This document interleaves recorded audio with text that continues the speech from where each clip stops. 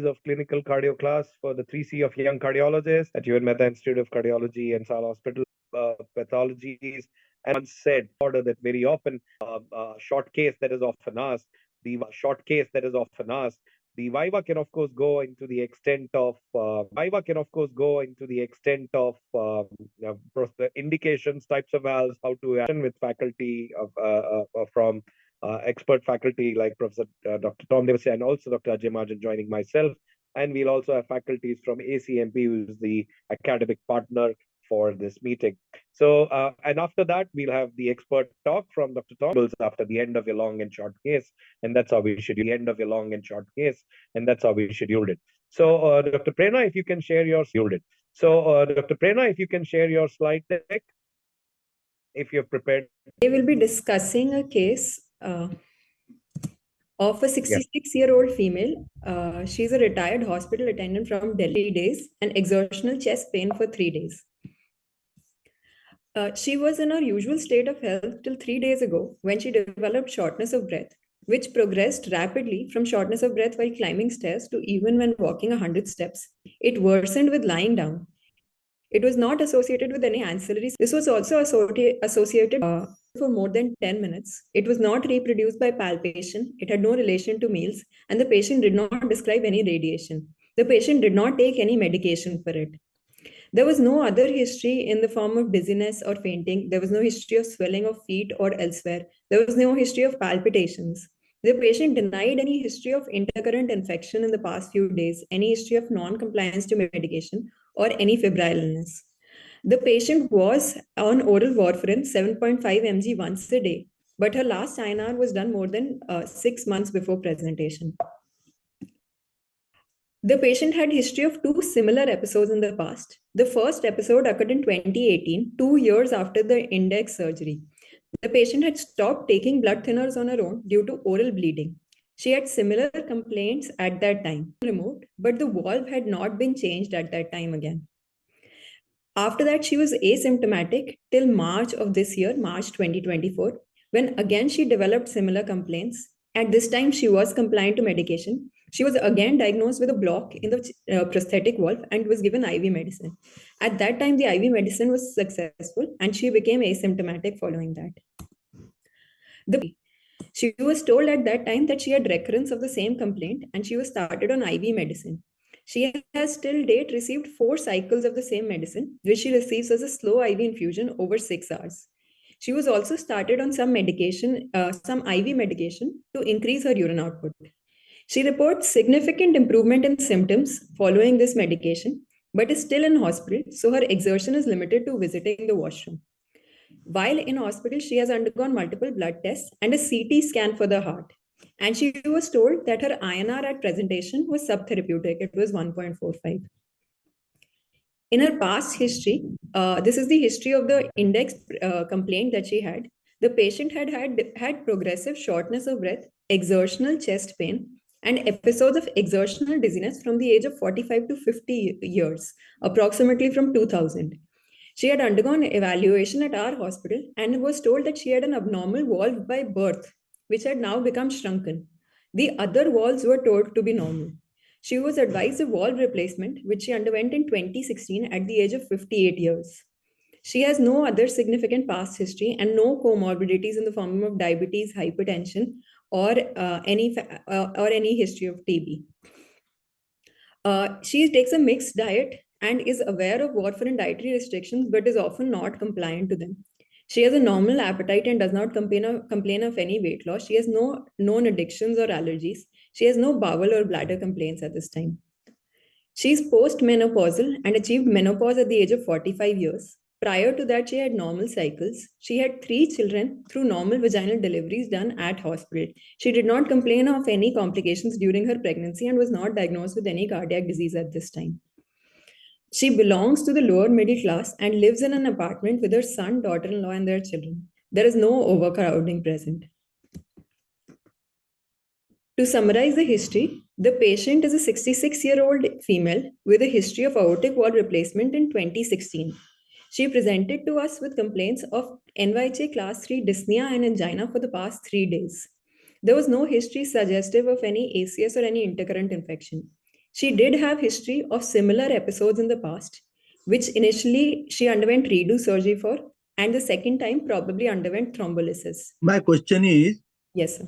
your angina since last 3 days and you are telling there is no history of ACS. Yes, sir. So you have to explain this particular thing. Uh, so she has angina, which is suggestive of a stable angina. It is not suggestive of ACS. There is no crescendo pain. There is no pain at rest. There is no pain which has lasted for more than 10 minutes. The pain at every time has occurred with exertion and is relieved by rest. So she does not have any history suggestive of ACS. She does have history of increased angina, which may be related to a coronary artery disease or an obstruction in the aortic valve. Only 3 days. You are specifically telling only 3 days history of angina. Yes, sir. So if there is only history suggestive of 3 days angina, then most of the time it is Yes. ACS or unstable angina. Yes, sir. Sir, that is one of the things that we have to rule out in our evaluation based on her which is why probably she underwent an ECG at presentation. Even in patients of prosthetic valve, they may suffer an ACS due to thrombosis from the valve despite being on anticoagulation. But she did undergo an ECG in the emergency, followed by an echo and cine fluoroscopy, and she was given IV medication over 6 hours. She was not advised any revascularization therapy, which makes it unlikely that she suffered an ACS in this episode.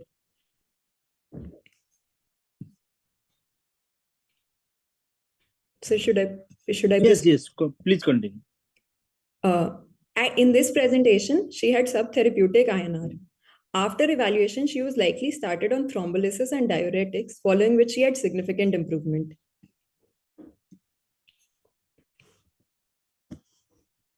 So should I move on to the examination? So in this, you asked, you told about patient had orthopnea. Yes, sir. But no PND. Yes, is sir. it okay? Is it unexpected or is it expected? So usually patients complain of PND before orthopnea. Why this patient did not have? Sir, it indicates increased pulmonary venous hypertension. In the setting of raised LVEDP, it is likely that she had both. It is possible that she was not able to lie flat for long enough or had significantly disturbed sleep because she was quite sick in the past 3 days. But I specifically asked her for history of PND, that she would wake up after 2 to 3 hours of sleeping and walk around or have to get up, and she denied it. So. You're right, and her history is also right. So when there is rapid progression of dyspnea, there is no time for PND to develop. They straight away go to orthopnea. Okay, sir. Yeah. So how do you know at present she had subtherapeutic INR? How did she explain to you? So she knows her INR. She's a hospital attendant who was retired from our hospital only. So she knows she's on warfarin. She knows she's supposed to get it checked regularly. She knows about warfarin diet as well. She said she had not gotten it checked for the past 6 months, and she had not since her last hospital visit. And this time when she came, she categorically said it was less than 2. Also, it was 1.45. She knows the value, sir. So closely associated with hospital, and she checks once in 6 months. Huh? So she's elderly now, sir. I feel that is why she has become less compliant. So how often you are supposed to check the INR? Sir, so when we start the patient on warfarin, we start checking every 3 days, and then accordingly we perform dose adjustments. Once we reach a state, once the value reaches more than 2, we can check once weekly, and once it is stable, we usually advise at least monthly checking on an outpatient basis. However, in the setting when the patient has missed a dose or has had an infection or has taken additional antibiotics or other drugs, we advise to check more frequently because those drugs may interfere with the anticoagulation. Yeah. How often, you give unfractionated heparin injection along with initiation of warfarin. Why first few days? Sir, because warfarin inhibits protein C and protein S production also, so it initially causes a hypercoagulable state. So it initially we need to overlap with UFH or low molecular weight heparin to prevent So, thrombosis. yeah. So you said this patient had subtherapeutic INR, and you had an option of thrombolysis, and the other option is what? Uh, Sir, so we have three options. One is continuing medical therapy, which is not advisable in this patient because she's acutely sick. Second option is if we are proceeding with an intervention, we can either do thrombolysis or surgery, and rarely percutaneous interventions have been tried, but they are still in investigational stage. Uh, in patients, so based on the clinical presentation, we take a call for redo surgery or for thrombolysis. In this patient, in the setting, in acutely sick patients or patients with large thrombi, which can be visualized, it is preferable to do surgery. In this patient, however, we have significant history that she has passed redo surgery also, which would make redo surgery difficult. She is quite elderly. Her age is 66 at this time. And she has recent onset angina, which indicates it might be a fresh thrombus. So a trial of thrombolysis was given to this patient, sir. Yeah. Also, it is very important that you write a surgical consult first Yes. before you proceed with thrombolysis, and explain to the patient the 20% risk of stroke, Yes. because in prostatic valve dysfunction, as you already know, stroke, if it is a disabling event, it can cause a lot of problems. Yes, sir. Yes.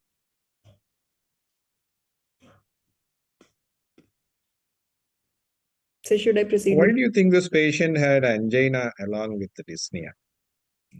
Such significant aortic valve obstruction can cause exertional angina also. She has presented to us with an aortic stenosis phenotype, sir, where there is obstruction to aortic outflow. So she has developed raised LVED, which has caused dyspnea. Her cardiac output is probably not able to compensate when she exerts, which is causing the angina. Any other possibility you would consider? Sir, ACS would be a strong possibility that we should consider first in all such patients, for which an ECG and a troponin would be advisable. If So how do you correlate an ACS with a prostatic valve dysfunction? Sir, coexistent CAD can anyway occur with advanced age, but prosthetic valve thrombosis per se is a risk factor for ACS because the microthrombi may dislodge and go into the coronary arteries. Yeah, it can be an embolic event Yes. causing ACS.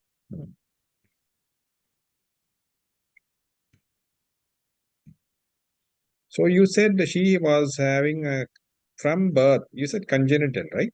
Yes, sir.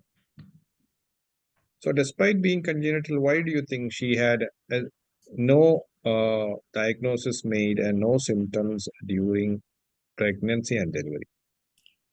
Sir, most likely she had a bicuspid aortic valve, and which had progressively become stenotic. Her presentation is slightly later, is in line. She became symptomatic around 45, 50 years. So usually, bicuspid aortic valve, which in early 20s and in early age presenting would be more likely regurgitant, and with advanced age in 30s and 40s in the third and fourth decade would present with stenotic symptoms. Most likely, she has presented to us with aortic stenosis, probably based on her symptoms. She started developing symptoms around 45, 50, which means her valve area would be significantly reduced by that time. And then she was advised the valve replacement, sir. So according to you, let me be a little bit descriptive. This patient with the aortic valve dysfunction, when they have aortic valve dysfunction, do you think it is stenosis, regurgitation, or both? Sir, usually it is both, sir.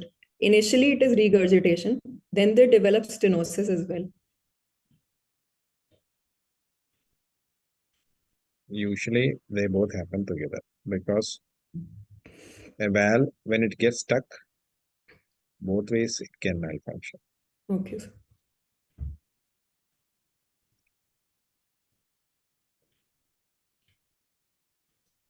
Okay, Okay. please continue. Next slide. On What examination, is your provisional diagnosis? Usually we keep a slide for a provisional diagnosis from the summary so far. So what is your provisional diagnosis? sir, in this case, my first differential would be a prosthetic heart wall thrombosis of the aortic valve. In the setting of a recent thrombosis nearly 9 months ago, I would also like to rule out a pannus in the aortic valve, which has predisposed her to this event. My second differential would be an ACS, which clinically should be ruled out as the first at presentation. So these are the top differentials. So there And is what do you mean by time in range Sir, or TTR, time in therapeutic range? yes, sir. Sir, they say that it is adequate anticoagulation if the patient is in therapeutic INR for more than 80% of the time.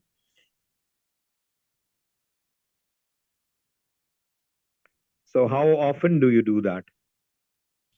Sir, we usually, once the INR is stabilized and the patient is on a stable dose, we usually ask them to do monthly INRs. In most studies as well, monthly INRs have been tested, and patients who are in therapeutic range for more than 80% of those tests are considered to be in therapeutic INR. What is the role of aspirin in preventing the same? Sir, currently aspirin is not advised for prosthetic heart walls.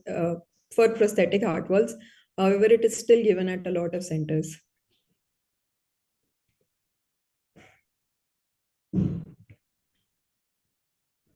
So why do you think the aortic valve is replaced? Patient told specifically? Yes, sir. Okay, that's good for you. So let us see. So your provisional diagnosis is congenital bicuspid aortic valve. Underwent surgery, the year you have to mention. Okay. Yes, sir. Redo surgery year you have to mention. Yes, sir.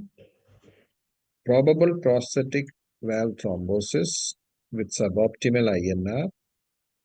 ACS cardioembolic. Correct? Anything else you want to add? Sir, ACS, From the history alone. yes, sir, to rule out ACS and to rule out a pannus, sir.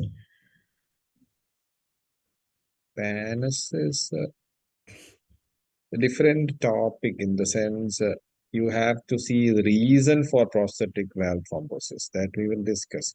So, so my what question are is the so my question is when the redo surgery was done, what is the duration from this episode from the redo surgery? Sir, around 6 years now. So redo surgery was done 6 years back. Yes, sir. And what was the index surgery? 8 years ago. 2016 was the index surgery. So after index surgery, only after 2 years there was a redo surgery. Yes, sir.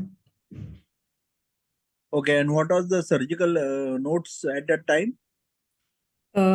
Sir, the patient said that only the valve, only the block was removed and the valve was not replaced. I did look at the surgical notes. They have only done a thrombectomy. They have not done a redo AVR. Okay, then pannus is possible. Yes. So, what are the etiology-wise reasons for prosthetic valve dysfunction? So there can be multiple causes for prosthetic valve dysfunction. The valve per se can be small, that is patient prosthetic mismatch.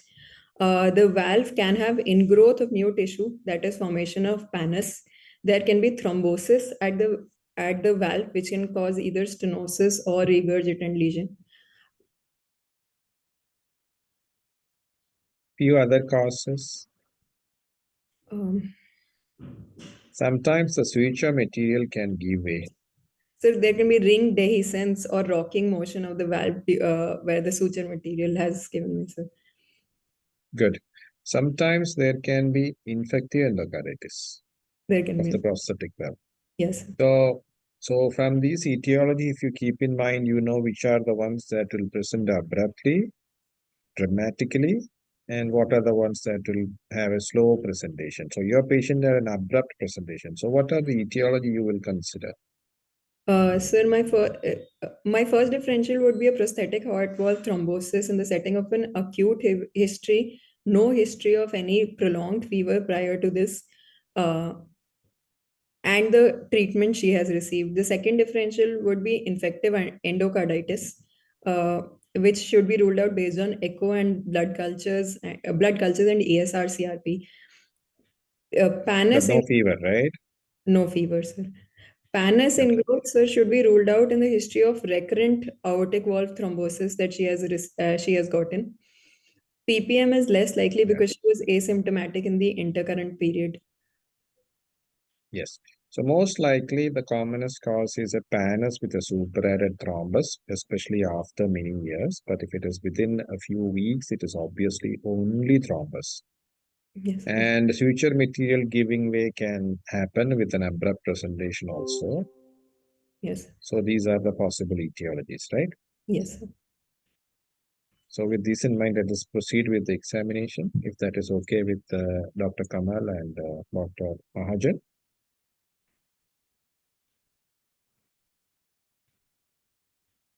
Yes, go ahead. On examination, the patient is comfortably lying down on her bed. There is an IV cannula in place on her left arm through which an infusion is ongoing. She is conscious and oriented to time, place, and person. Her height is 154 centimeter, weight is 52 kg, which makes her BMI 21.9. Her pulse is 68 beats per minute, regular. There is no specific character. It is palpable in all four limbs. There is no radioradial radiofemoral delay, and the vessel wall is not palpable. Her BP is 108 by 74 in her left upper limb and is similar in all limbs. Her respiratory rate is 20 beats per minute, thoraco-abdominal. Her saturation is 98% and she is afebrile at this time. Her JVP is not raised, X and Y descents are noted and are normal. There is no pallor, icterus, cyanosis, clubbing, lymphadenopathy, or any peripheral edema. There is bruising present on both her arms at the site of at sites of previous cannulation and blood sampling. Her dental hygiene appears adequate. There are no caries. There are no peripheral signs of IE or aortic regurgitation noted. On cardiovascular examination, a central sternotomy scar is present. The trachea appears to be in midline, and apex is seen in the fifth intercostal space medial to the midclavicular line. There are no visible pulsations or dilated veins. On palpation, the finding of inspection is confirmed. The apex is localized to one intercostal space. It is heaving with presence of medial retractions. There are no palpable thrills or heaves. There are no palpable heart sounds. On auscultation, her S1 is normal. The metallic click of a prosthetic heart valve is heard as the S2. There is an ejection systolic decrescendo murmur, which is heard loudest at the Erb's point at the third left intercostal space. It is heard best in leaning forward position with the breath held in expiration. It is radiating to the apex in a sash appearance. There are no other murmurs or added sounds. Her examination of other systems is not significant. Her respiratory system shows bilateral air Please entry. go back one slide, please. Thank you. Okay, so you think from line 2, what are your inferences? Metallic click Yes. of prosthetic heart valve is heard. What are your inferences from that sentence? So there is a aortic there is an aortic prosthetic heart valve, which is so we can tell that there is a click, so it is not stuck in the open position, but we cannot say if there is any stenosis. Further, we cannot put thrombosis in this because we have to ask the patient if there is any change in nature of the click noted. Okay, so the first thing is metallic click. So it is a mechanical prosthetic valve. Yes, sir. Yes, sir. Okay, Yes, sir. and it is corresponding to the second heart sound. So that means it is a Aortic. it is a Aortic yeah, valve. it has to be aortic or pulmonary. So let us presume it is aortic. Now, how do you differentiate the different types of mechanical valves based on the clicks? Sir, Very important in evaluation of mechanical prosthetic valves. sir, so there can ball and cage valves used to be used, were historically used. There is an ejection systolic. Okay. Let us see that. Okay. So, is this a ball and cage valve? Why?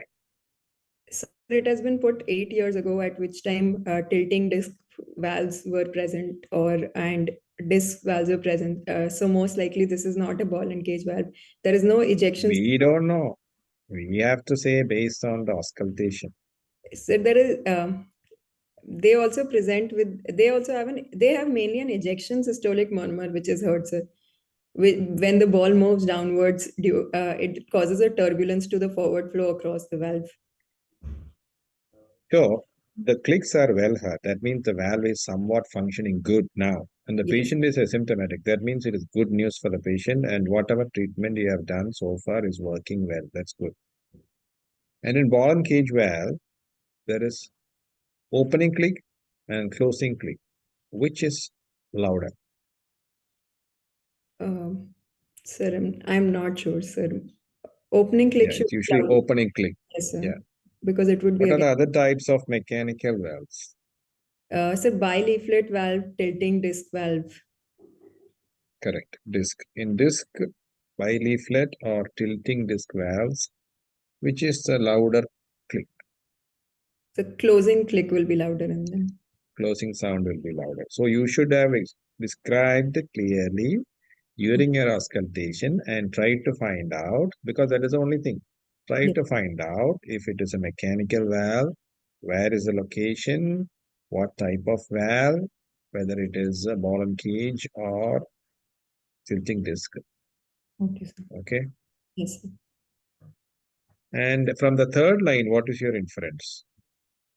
So there may be physiological flow murmurs, which are systolic murmurs, may normally be heard in prosthetic heart valves. However, this is a this is a long murmur, which is radiating to the apex, so it likely indicates some degree of stenosis at the aortic valve.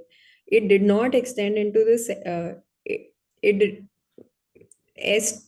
sir, it did not extend into the second half of the systole, which is why I'm not convinced that she has severe aortic stenosis at this time. But there is some stenosis, there is some obstruction to the forward flow. So let us say there is no significant obstruction versus significant obstruction to the forward aortic flow. Yes, sir. How do the two murmurs differ? Sir, the most important thing would be length of murmur and where it peak, time to peak. So a murmur peaking in the second half of the stole would likely indicate a significant aortic stenosis. Sir. Okay, late peaking is correct. Yes, You sir. have not mentioned grade of the murmur. It is a problem in DM exam if you do not mention a murmur correctly. Yes.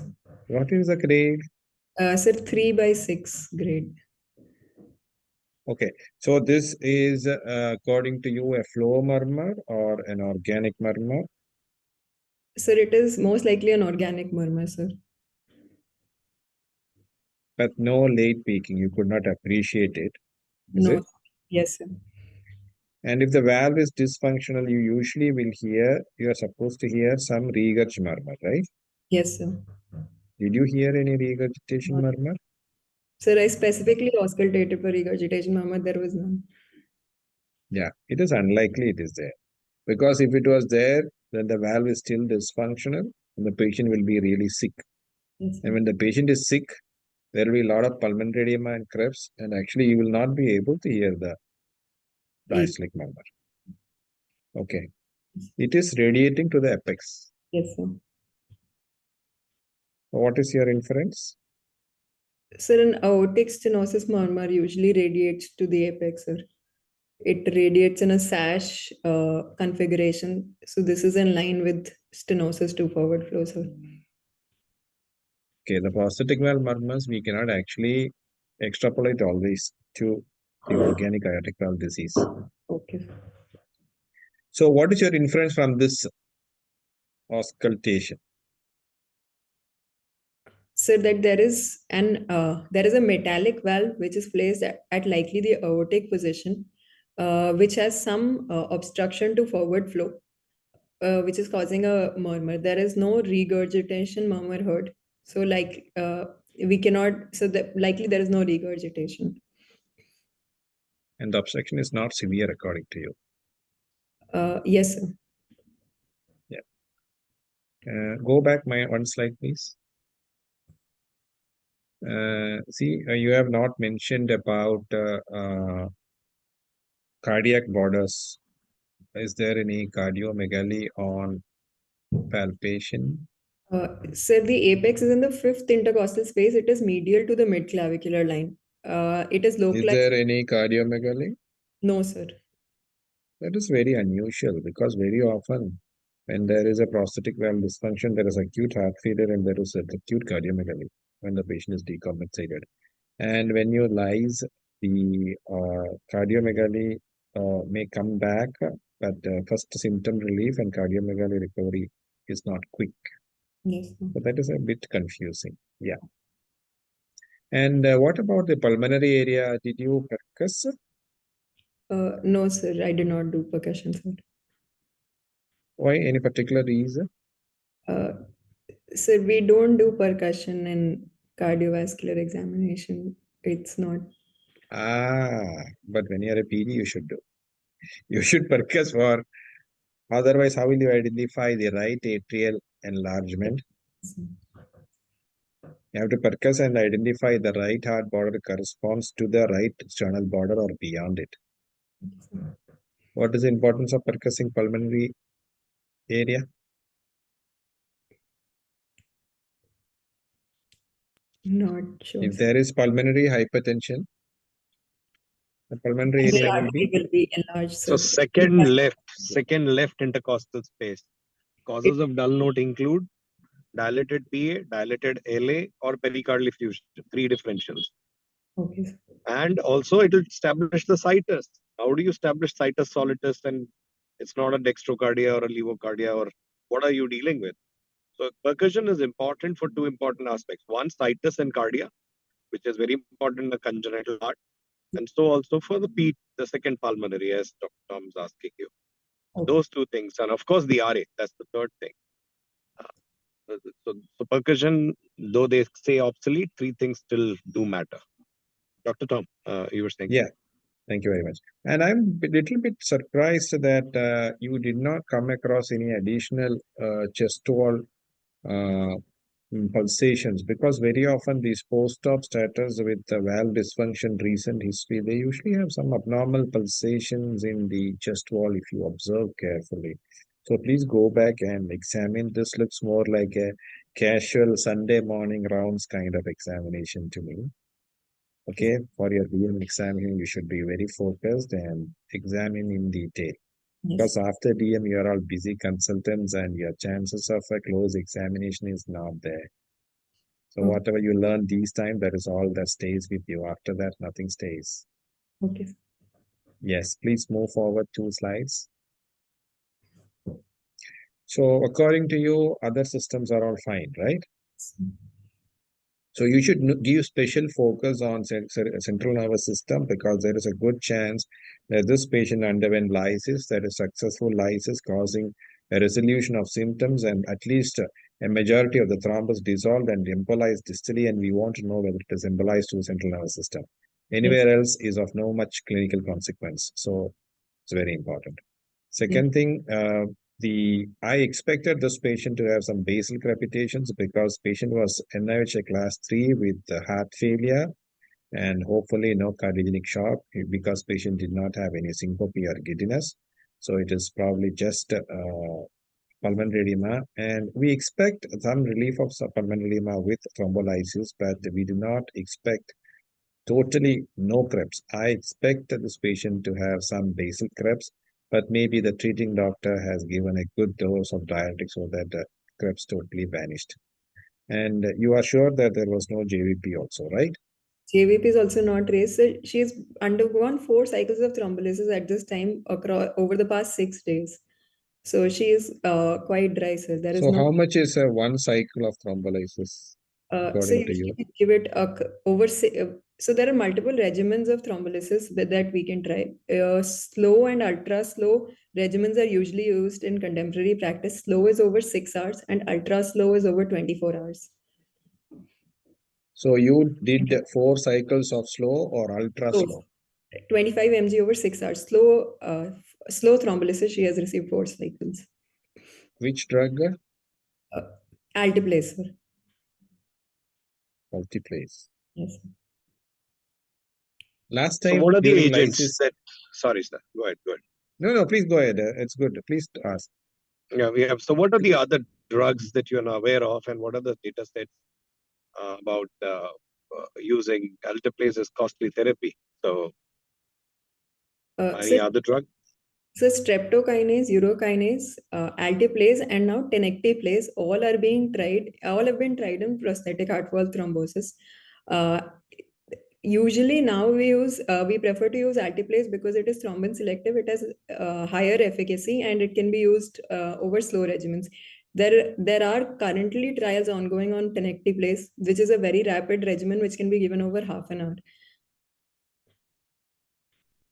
Which is a thrombolytic agent with maximum data? So probably streptokinase or urokinase would have more data. Urokinase, not urokinase, no, streptokinase. Yeah. So you use these India, with it's all people. strepto. Everyone uses streptokinase. Though, Yes. what is the disadvantage? So after you use it once, the patient will become resistant to it, so you can't use it multiple times. No, the problem is systemic lysis. No, Systemic. not a selective agent. That's all. Yeah, and you can use it, of course, beyond 6 months to 6 days. That's how the window is. You can't use it in 6 days. You can't use it beyond. Within 6 months to 6 days. You can use it beyond or before you develop the antibodies, and after the antibodies have disappeared. Okay. So Yes. So next slide, please.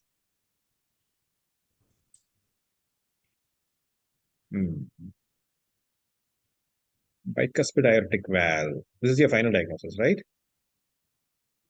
So you have written bicuspid aortic valve. You have forgotten to write congenital. Yes, sir. Congenital aortic valve disease is very important. Yes, sir. Maybe it is bicuspid. We do not know. We'll presume it to be bicuspid.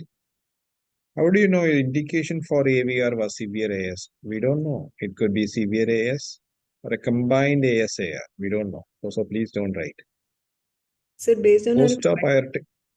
sir, Based on her apex was heaving. It was not. There was no evidence of cardiomegaly. It was not shifted down and out. So I felt that Please go back your slide and show me where you have written heaving apex. So fifth intercostal space medial to mid-clavicular line and localized heaving with medial retractions. Oh, yeah, that's good. So tell us about the reasons for a heaving apex in this patient. Sir, heaving apex indicates that there is a slow uprise and which is persistent in during the systole. So it is usually related to obstruction to the outflow. So there could be aortic stenosis, any prosthetic valve dysfunction, not a regurgitant lesion, stenotic dysfunction like thrombosis, PPM, pannus could all cause a heaving apex. This patient likely has a heaving apex because of concentric hypertrophy that she developed during her initial disease. Also, she had AS. Yeah, so it reflects an LV outflow tract obstruction. Okay. Yes. It could have happened because of this prosthetic valve thrombosis. We do not know. We cannot say it is a reflection of a severe aortic stenosis for which she was operated on. So we should not say that. Okay. Then let us say this patient has LV dysfunction. Yes. So in your examination, how do you know whether this prosthetic valve dysfunction was associated with LV dysfunction or not? Sir, so evidence of heart failure in the form of raised JVP or pedal edema is not present. The apex is localized to one intercostal space. So it is likely to be a dysfunctional apex is usually diffuse, sir. Correct. LV It should dysfunction be cannot be diffuse. Yes, sir. if it is LV dysfunction present, then it should be a diffuse apex and cardiomegaly, Yes, sir. right? Um,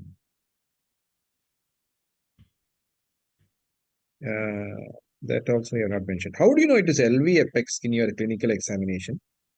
Sir, an RV apex is usually diffuse. It is not localized to one intercostal space, and it is present with significant lateral retractions. There is loss of medial retractions. Uh, it is associated with, we will have ancillary findings which suggest an RV apex in the form of pulmonary artery hypertension, like a loud P2, a parasternal heave, or a palpable P2. All of these would So, okay. So how will you diagnose an LV apex by palpation? Sir, a localized apex, an apex which is either in the normal position or shifted down and out, which is localized to one intercostal space and has medial retractions, would likely be an LV apex. Lateral thrust medial retraction Yes. denotes an LV apex. Okay.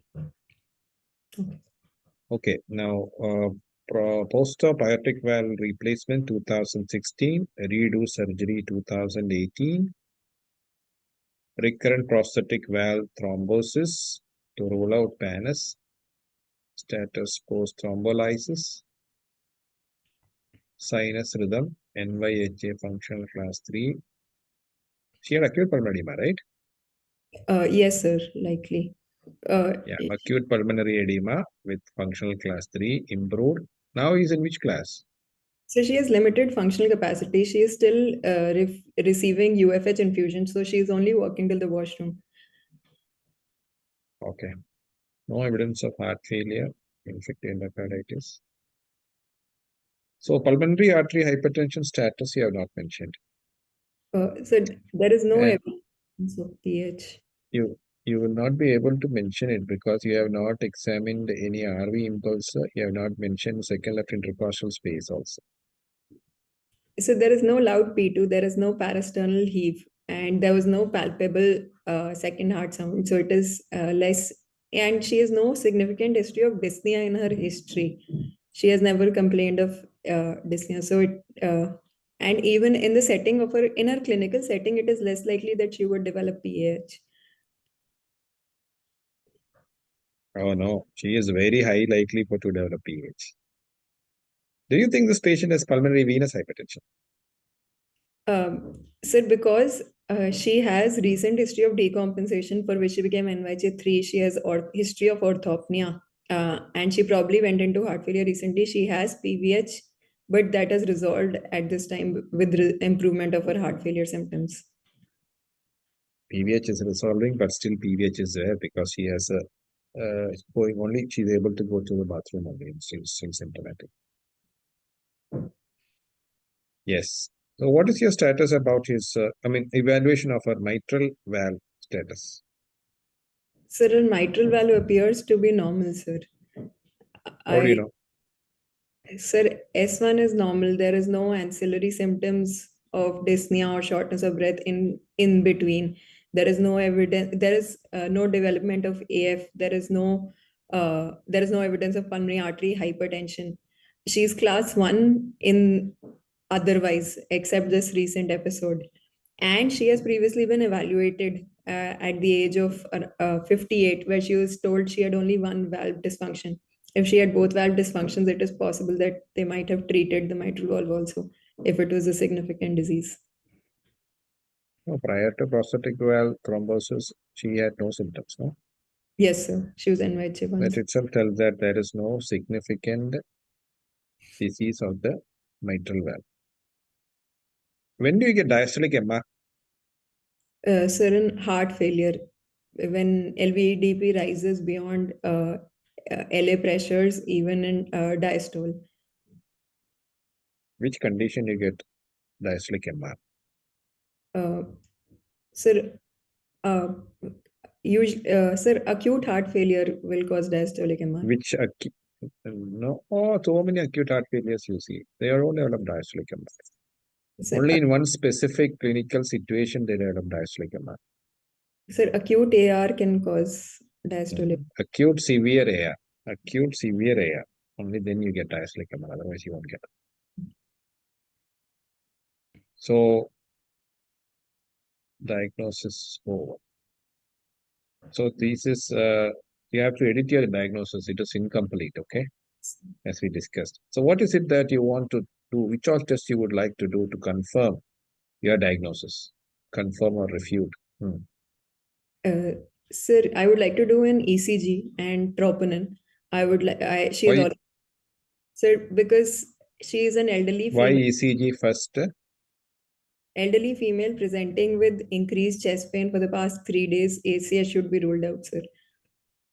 Correct. ECG is there? Yes, sir. Tell us about the positive findings and the diagnosis. Maybe just tell us the diagnosis. So there is LVH with pressure overload. The patient is in sinus rhythm, normal axis.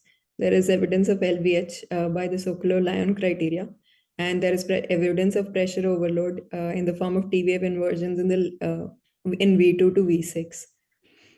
Correct. There is LVH with strain. Why there is ST elevation in V1, V2? Is it there? Sir, it is non-significant ST elevation, sir. It is related to repolarization abnormalities related to pressure overload in the lateral leads. I don't think so. Why is it that LVH strain is showing T inversion and ST elevation in V2, V3? Sir, it is less than, it is not significant, sir. It is less than even 1 m. It is less than It 1. is significant. It is significant. So it can be a reflection of LVH itself, but you should strongly consider cardioembolic Yes, sir. ACS because LVH with strain in V4, V5, V6, that kind of appearance is okay, acceptable. But Okay. V1, V2, V2, V3 is too much. V1 also can have some ST elevation in LVH. Yes, sir. But this V2, V3 small ST elevation and deep T inversions. See the difference in T inversions of V2, V3, which is deep, inverted, pointed, and symmetrical, which is actually a reflection of ischemia, Yes, sir. as against the V5, V6 ST asymmetric ST depression of strain. You got it? Yes, sir. So strongly consider. Yes, sir. Don't say it is normal. Okay, sir. What is the next test you would like to do? Sir, troponin in this patient. Okay, what was the troponin for this case? Negative, sir. Very, very surprising. It should have been positive. Sir, Be it there is no ACS or a prosthetic valve, be it ACS or a prosthetic valve thrombosis, either way the troponin has to be positive. should be slightly raised, but she had 2 troponins done, sir, at admission and 3 hours later, and both were less than the cutoff of 0.05 in our lab. I don't know prosthetic valve thrombosis they are raised. I'm totally surprised. What is the next test you would like to do? Sir, our baseline blood investigations, including an INR and CBC, should be sent. A kidney function test should be tested to rule Okay, out. let us say the INR. What do you expect this INR to be when the patient is acutely sick and there is prosthetic valve dysfunction?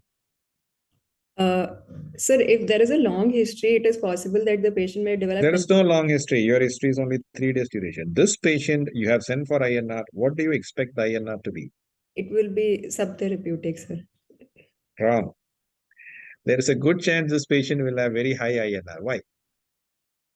Congestion causing congestive hepatopathy may raise. Yes. Acute heart failure will cause acute congestive hepatitis and INR will be paradoxically high. And you will have to sometimes think twice before you lyse Yes, sir. because there is already a baseline high INR. Yes. And if you are having a normal INR, you are lucky and the patient is lucky because that means there is no acute fulminant heart failure with congestive hepatopathy. Yes. So what was this patient's INR? 1.45, sir. Really? Yes, Good. sir. What is the next test you would like to do? Sir, an echocardiography and if possible, a synapse. Okay. Which one you will do first? Echocardiography. So patient is sick, bedside test should be done first. Right. What all you will test for? Sir, we have already ruled out a rhythm abnormality in the ECG. We will look for gradients across the prosthetic valve and look for, if we have a baseline gradient, any change in the gradient. We'll look for LV dysfunction, which may be a cause in these patients. We'll look for any vegetation or obvious thrombus that we can see on the prosthetic valve. Anything else? We So will look for. Why it is not because of paroxysmal atrial fibrillation? Sir, a rhythm abnormality is an important differential in patients decompensating. This patient did not give any history of palpitations. If she had an AF with FVR, it should have been a prolonged AF with FVR with which she would have presented to us. But she has this history of 3 days, sir. However, arrhythmias are a common cause of decompensation in these patients, sir. You have not mentioned the type of mechanical valve you will look forward. You look into it, okay? And this patient's ECG, this ECG is probably taken after the patient is stable, because an acutely sick patient should be having a lot of Very tachycardia. yes. This is not the first ECG. Yes. Fine, it's okay. First ECG, was there AFib? No, sir. She is always in Only sinus. sinus tachycardia. It is not in the Okay. file, but they have documented that there is sinus tachycardia. Okay. So, so how do you see by echo quickly? This is prosthetic valve dysfunction. Sir, we look at gradients or a change in gradient across the valve. We look at any new regurgitant lesions which are significant and not just washing jets. We can look at, so in stenotic evaluations, sir, we look for a mitral valve, we look at pressure half time. In aortic valve, we look at the peak velocity and peak velocity across. So when, correct. So what kind of gradient is usually abnormal in an aortic valve? Let us say you never saw the patient, you're seeing for the first time. When do you say, oh, this is abnormal? Sir, a mean gradient of more than 20 would be abnormal in an aortic valve. Correct. And this patient, what do you expect the gradient to be? Sir, at presentation, it was around 60 in the documented ECGs. Now it has normalized, and mean gradient is less, sir. I'll show the echo. Yeah. So you anticipate the mean gradient should be at least more than 40, right? When the patient is sick. Oh, you have the echo video. Please show the echo video. Sir, this is the chest X-ray. Echo. Please comment on the echo when you are okay, please comment. Sir, this is showing a parasternal long axis view of the parasternal long axis view, which is showing concentric left ventricular hypertrophy. The mitral valve appears to be normal, and the LA appears to be normal. There is a prosthetic valve in position at the aortic valve. However, we'll need to look at subsequent views to define what sort of valve there is. Is the valve functioning well in this echo? Sir, it is difficult to say in this echo because it is in this view, it is not clearly seen, sir. There appears to be but some. It is actually moving. Yes, sir. There appears to be some motion of the. What is that line you are seeing across the center of the aortic valve? So that's an artifact. Correct. Second video play, please. So this is an apical 4-chamber view, which is showing the mitral valve, which is showing normal LV contractility. The LV function appears to be normal. There is no obvious thrombus visualized anywhere in the LA or LV. Are you expecting any thrombus in LA or LV? No, sir. Where do you expect the thrombus? Sir, at the aortic valve position, sir. This is the apical 5-chamber view, which is showing flow across the aortic valve, which is showing almost not. There appears to be slight restriction of one leaflet of the aortic valve. There is no obvious turbulence across the valve, and there is no evidence of any regurgitation across the valve. This is the. So what do you think?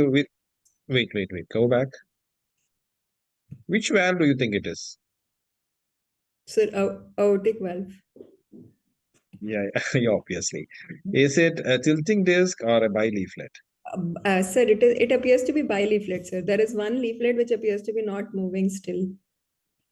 But whatever it is, the leaflet what you are seeing is moving very well. Yes, sir. One leaflet is moving well, sir. And is there any regurgitation in the echo on the right-hand side? Uh, s- Sir, I could not visualize any regurgitation. I tried to tilt In the it. video, Yes, you are seeing, is there any regurgitation on the right-hand side in color?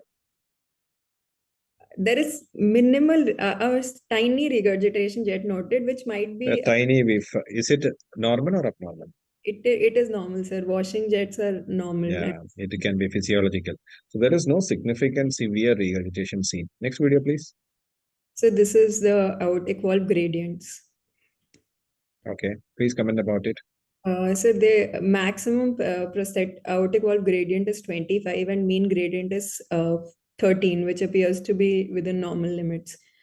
However, Up sir, to what level you will consider normal gradient in an aortic valve, sir, in a prosthetic aortic valve? sir, a mean gradient of more than 20 would be abnormal. However, any increase in gradient from a baseline echo of more than 10 should be considered abnormal. Yeah, right. If it is less than 20 gradient in aortic valve, you accept it. What is the mean gradient in a prosthetic mitral valve up to which you will think, okay, it's okay, we'll accept it? Sir, 5 mmHg. Up to, yeah, it's up to 5 to 8, 10 is okay. Up to 10 is okay. Beyond 10, we cannot accept in mitral valve. Yes. Okay. So this has a mean gradient across the prosthetic aortic valve of about 15, Yes. which you think is appropriately acceptable in the present clinical scenario. Yes. And it is understandable because the patient is clinically stable. And this is a future reference hereafter for future comparisons of gradients, right? Yes, sir. Yes. Next slide, please. So this is an LV function. I would like to show that the patient also underwent a CT for evaluation of. Please go back to -1. So this is LV function, just showing that there is a normal LV function. There is concentric LVH. Okay. Yes, sir. Right. There is no obvious RWMA in. So there is no massive MI that has happened, right? Yes, sir. So we'll have to see LVH is massive. That means the V1 ST elevation would have been related to the LVH, but the V2, V3 T inversion is probably maybe a more small cardiembolic ACS. We don't know. But you said you got a troponin of low Yes. or negative. So we'll have to presume that there was no cardiembolic event. Yes, sir. So what is the next test you would do?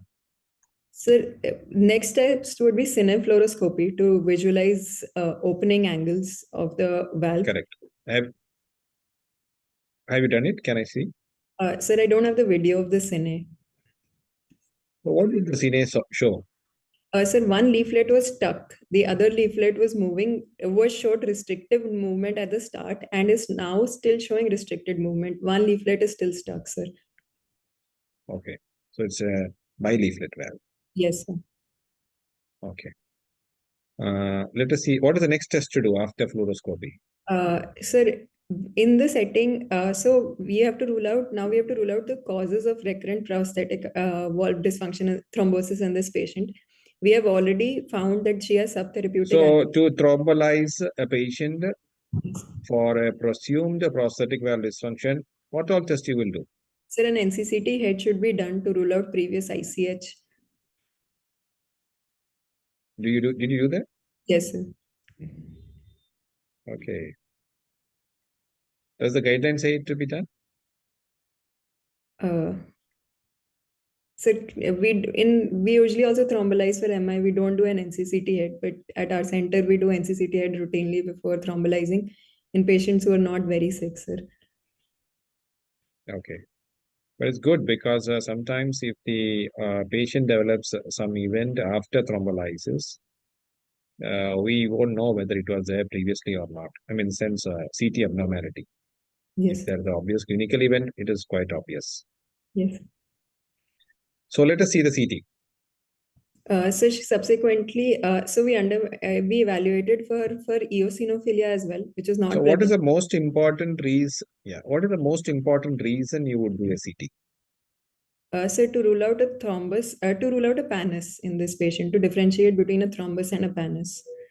So the best test to do identify a thrombus is a CT. Yes, sir. So you have even if you have not sure the valve, sometimes the valve, if it is a stuck valve, totally stuck valve, it is very easy to pick up. Sometimes the valve will slightly move and you are not whether sure it is restricted or not. You can always say restricted, but it may not be restricted. And you can say normal, but it would be really slightly restricted. So you don't know the difference. So the best thing is to do a CT that will tell us clearly about thrombus, pannus, and the movement of the leaflets very clearly. Okay, and you can record it. So show us what you saw and what is your inference. Sir, this is the CT which showed restricted opening angle of one leaflet, sir, which we can see on the left frame. In the right frame, we found a filling defect on top of the leaflet. The Hounsfield units of that filling defect were -30, which was suggestive of a thrombus more than a pannus. In a pannus, we usually expect a Hounsfield unit of more than 145 that we have taken as a cutoff, and less than 90 would suggest a soft tissue density, likely a thrombus.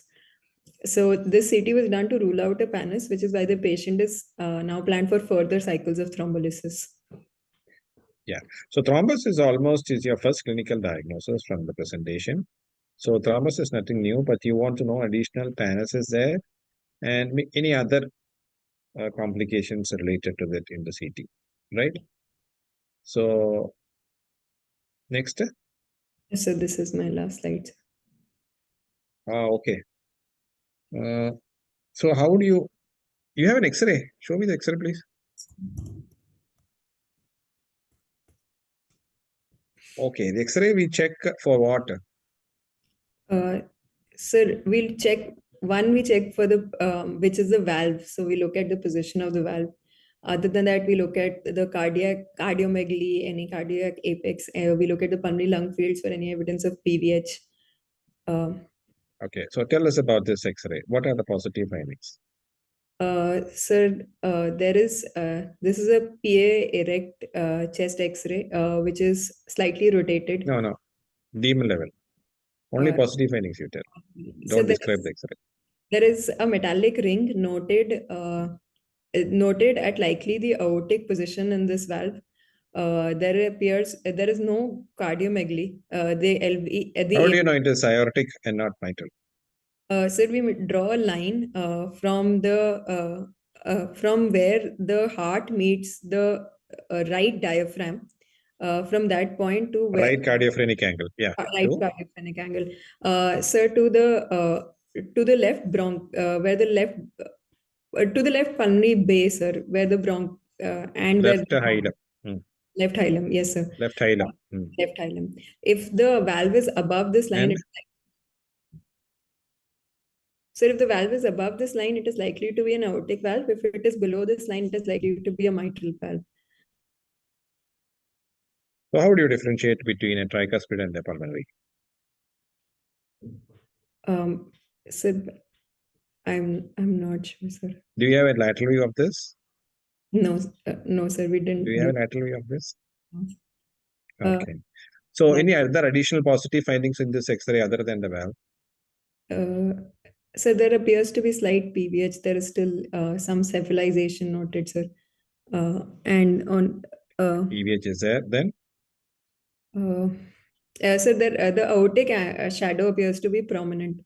So she might have ascending aorta dilatation associated with her valve abnormality. Yes, prominent aortic knuckle is there. Yes, you can see some aortic shadowing there. Yes. You can see cardiomegaly. You can see LV type of apex probably, which has to be confirmed in the lateral view, because in AP view it is not confirmed. You can only say probable because it is not an RV type of apex. There is pulmonary congestion. You can see that mottled appearance, ground glass, which is a reflection of the pulmonary edema not fully recovered. So she had underwent a redo surgeries twice. Yes, sir. And there are no sternal cliffs. So what was the approach for the surgery? Sir, both time it was done through medium sternotomy as per the patient. There are some clips. Why this? Sternal wires are not What seen. Is that? Sternal wires are not seen. Those are not sternal wires. Sternal wires are not seen. Why? Tell us why. I'm not sure, sir. So during an examination, did you feel any sternal wires in the patient's sternotomy scar?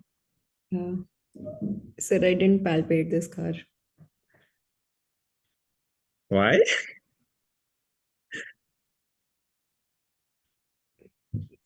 It's routine now. You feel it. Maybe it's not there. Sometimes the surgeons will remove it. It's optional. It's not mandatory. You have to remove. Okay, sir. Sometimes some surgeons remove it. Okay. And whenever you do second surgery, definitely you'll remove it second time. The first sutures, and then you put new sutures. And maybe they remove. We don't know. Okay.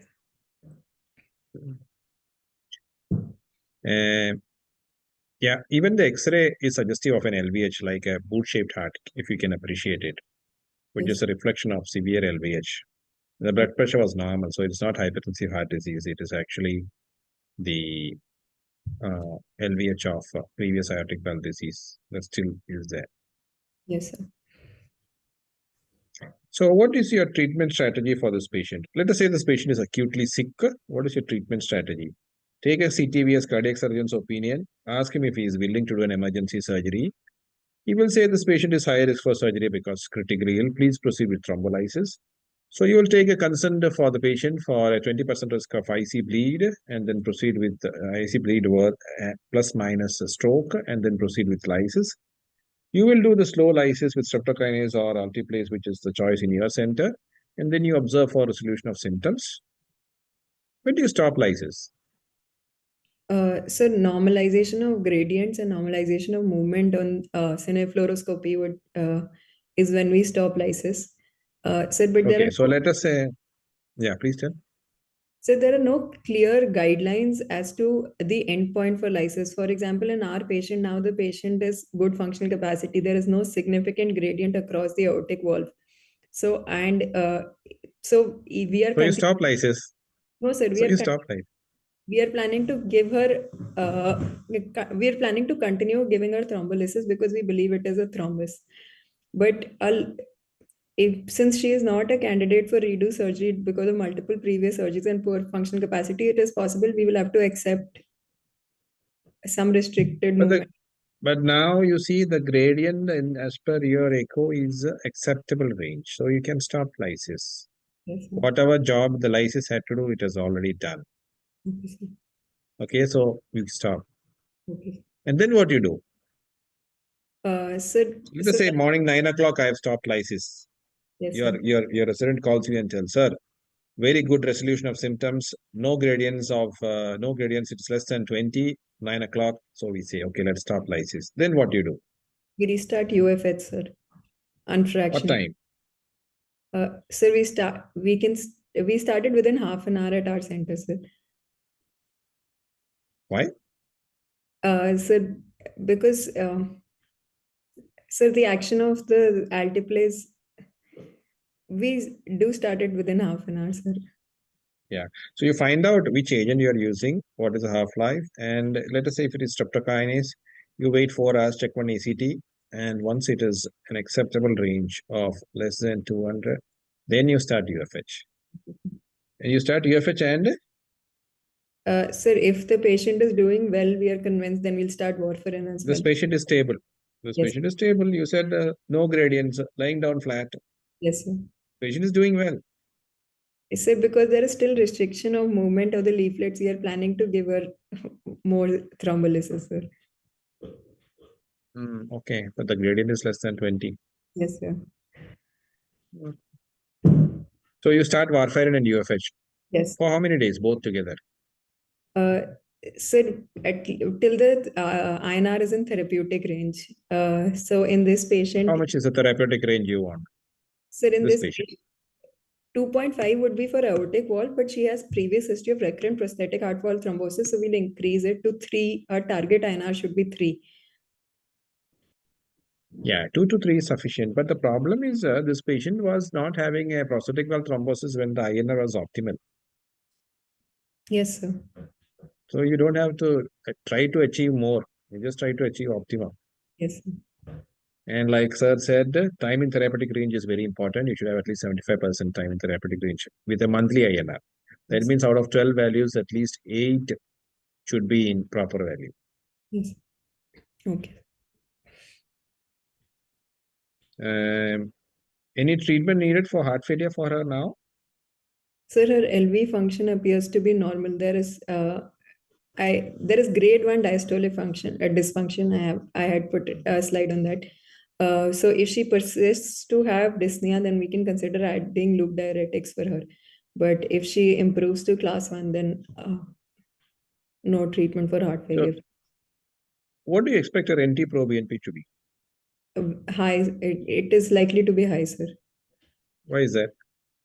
She had acute decompensated heart failure because of the prosthetic heart wall thrombosis. Yeah, and she has LVH also, and good candidate for diastolic heart failure as well. Yes, sir. In addition to the prosthetic valve dysfunction, systolic heart failure. Yes. Yeah. Yes. Any other doubts? No. We have already crossed 1 hour. Dr. Mahajan, Dr. Kamal, some comments from your sides, please.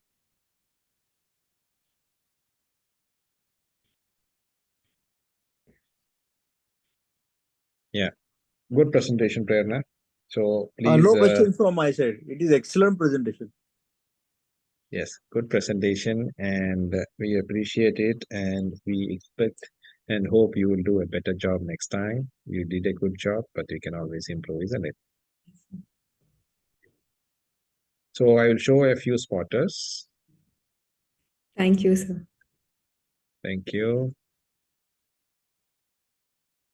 So before, we used to have a lot of cath data and other things. Now we are most of the times we focus on ECG, echo, and maybe cardiac MRI and other imaging modalities because we have become more advanced. So let us go through a few of the spotters, just a sample for just to make an idea. Whether you fail or pass is already finalized in your clinical case presentation itself, and spotters and viva just to assess your knowledge.